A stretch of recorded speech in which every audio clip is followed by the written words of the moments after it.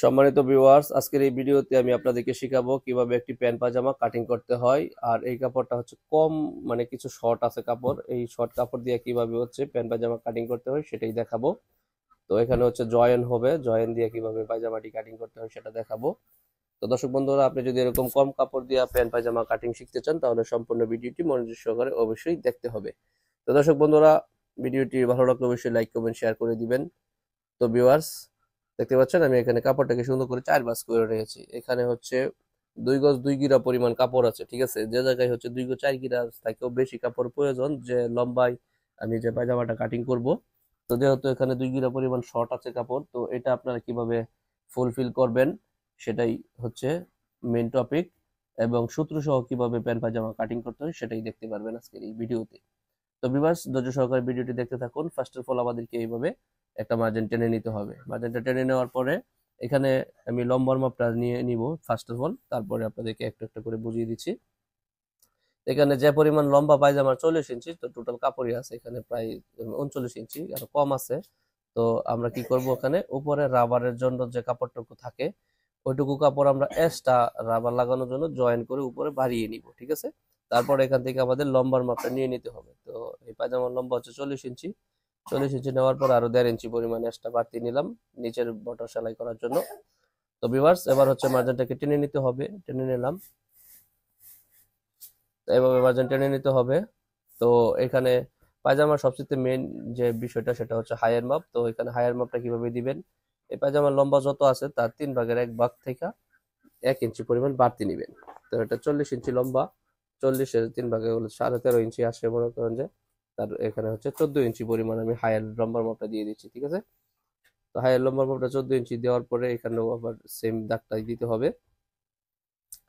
তো এই পাশে এবার হচ্ছে আমরা দাগটাকে লম্বা করে টেনে নিচ্ছি। তো এখন আমাদের যে মাপটি দিতে হবে সেটা হচ্ছে নিচের একটা মাপ আছে, যেটা হচ্ছে আপনারা যে কোনো সাইজের এই পায়জামা তৈরি করেন না কেন এখানে 2.5 ইঞ্চি পরিমাণ দিবেন।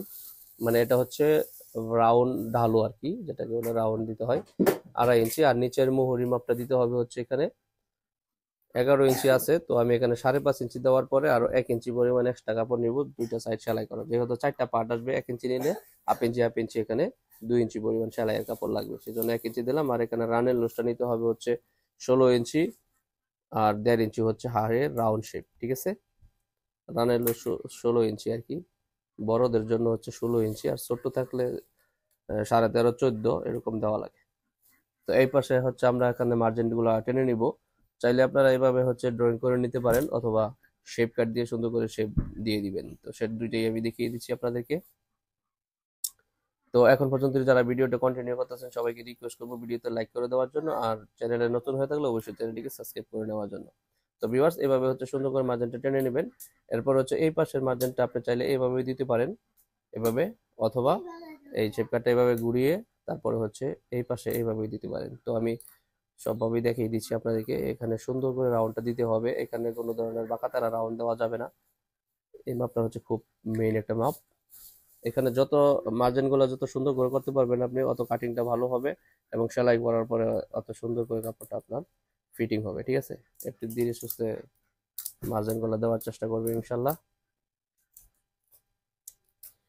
তো ভিউয়ার্স, ভিডিওটা একটু লং হইতেছে, আপনারা মনোযোগ সহকারে দেখলে অবশ্যই আপনাদের উপকারে আসবে, ঠিক আছে। তো আমি মার্জিন গুলো টেনে নিচ্ছি সুন্দর করে, দেখতে পাচ্ছেন।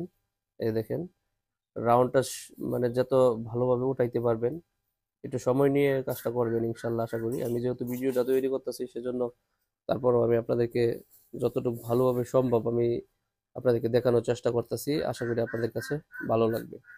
তো এরকম সুন্দর করে হচ্ছে মার্জিনটা, মনেও যদি করেন যে রাউন্ডটা আমার কাছে ভালো হয় নাই, তারপরে আরো যেভাবে ভালো হয় সেইভাবে আপনার রাউন্ডটা টেনে নেবেন, ঠিক আছে। যতক্ষণ পর্যন্ত এই কাপড় নিজের কাছে আপনার ভালো না হবে, মনে রাখবেন অন্যদের কাছে কিন্তু ভালো হবে না। সেজন্য আপনার নিজের মতো করে সুন্দর ভালো করে হচ্ছে কাপড়টা কাটিং করে নিতে হবে। তো আমি যেহেতু আপনাদেরকে দেখাইতেছি, যে সেজন্য যতটুকু সম্ভব মানে ভালো করার সেটাই দেখাইতেছি ইনশাল্লাহ। তো এরকম সুন্দর করে মার্জিন গুলো টেনে নিতে হবে। নেওয়ার পরে এবার হচ্ছে আমরা কাটিং করে নিব। দেখতে পাচ্ছেন রাউন্ডটা যেভাবে উঠাইছি আপনারা এরকম ভাবে রাউন্ড দেওয়ার চেষ্টা করবেন। তো ফার্স্ট অফ অল আমরা যে উপরে যে মার্জিনটা টানছিলাম এটা হচ্ছে সোজা করার জন্য, তো এই পাশ দিয়ে হচ্ছে কেটে নিলাম। তো এবার হচ্ছে আমরা কি করব, এই সাইডেরটা কাটিং করে নিচ্ছি। এই সাইডে দেখতে পাচ্ছেন ওই নিচে কিন্তু আমি দিয়েছি হচ্ছে 2.5 ইঞ্চি পরিমাণ এদিকে সেলাইটা মানে মার্জিনটা দিয়ে হচ্ছে এইটুকু কেটে ফেলে দিলাম। এবার হচ্ছে নিচের অংশটুকু কাটিং করে নিচ্ছি। তো সম্মানিত ভিউয়ার্স, এরকম সুন্দর সুন্দর ভিডিও পাওয়ার জন্য অবশ্যই আমাদের চ্যানেলটিকে সাবস্ক্রাইব করে রাখতে হবে। আর যদি এরকম কোনো টপিকের ভিডিও দেখতে চান, প্রত্যেকটা ভিডিওর উপরে আমাদের ভিডিও মানে টপিকের উপরে আমাদের ভিডিও তৈরি করা আছে, ইনশাল্লাহ চ্যানেলের ভিতরে যায় অবশ্যই আপনারা ভিজিট করে ভিডিওগুলো দেখতে পারেন। আর আপনাদের যদি কোনো ধরনের ভিডিও দেখার ইচ্ছা থাকে আমাকে কমেন্ট করে জানাইতে পারেন, আমি ওই ধরনের ভিডিও তৈরি করে আপনাদেরকে দেখানোর চেষ্টা করব। তো দর্শক বন্ধুরা দেখতে পাচ্ছেন এখানে হায়ার রাউন্ড শেপটা কত সুন্দর করে কাটিং করে নিলাম। এই পর্যায়ে কিন্তু আমাদের কিন্তু এদিক দিয়ে কিন্তু কাটিংটা করা হয়ে গেছে। আশা করি আপনারা দেখতে পাচ্ছেন যে কত সুন্দর করে কাটিংটা করে নিয়েছি। এবার আমরা হচ্ছে উপরে যে রাবারের জন্য যে কাপড়টাকে মাইনাস রাখছিলাম সেই কাপড়টা এখানে কিভাবে প্লাস করতে হয় সেটাই এখন আমি আপনাদেরকে দেখিয়ে দিচ্ছি। তো ফার্স্ট অফ অল আমাদেরকে এটাকে এই সাইডে রাখতে হবে। এরপর সাইড দেওয়া যে কাপড়টাকে মানে কাটিং করে রাখছি ওই কাপড়টা হচ্ছে আমরা এই পাশে নিয়ে আসলাম। এটা হচ্ছে 2 ইঞ্চি পরিমাণ হচ্ছে এখানে রাখতে হবে, যেভাবে রাখলাম।